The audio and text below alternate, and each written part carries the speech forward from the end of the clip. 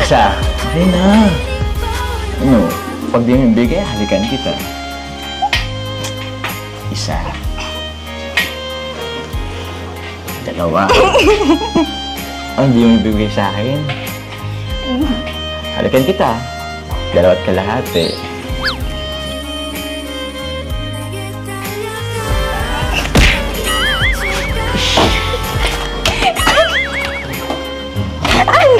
Ay, di ba naman binigay sa akin?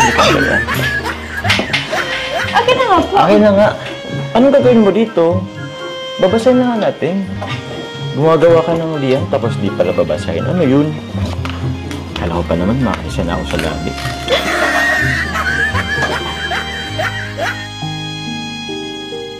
May chubby pare.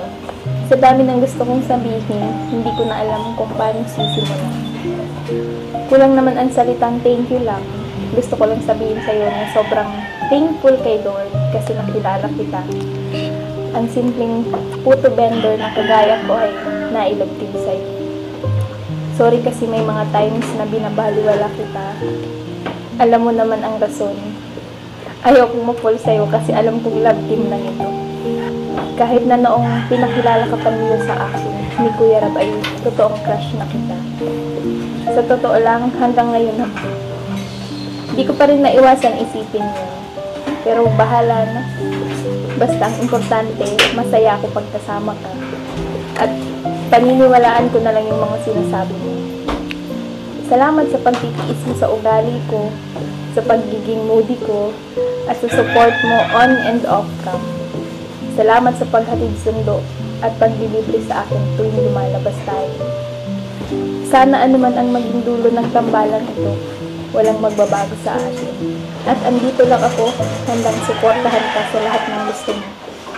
Mahal kita, bilang kaibigan, kalabin, at syempre, alam mo na yun.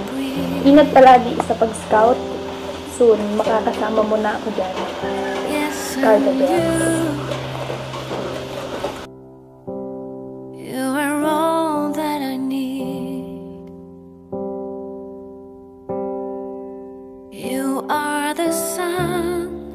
A gift of light. You are the moon, my comfort at night. You are the water that keeps me alive. You are the ground on which I stand. Yes, you are.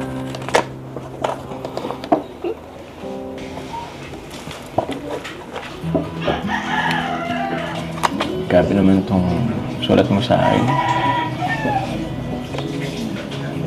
Pero, salamat.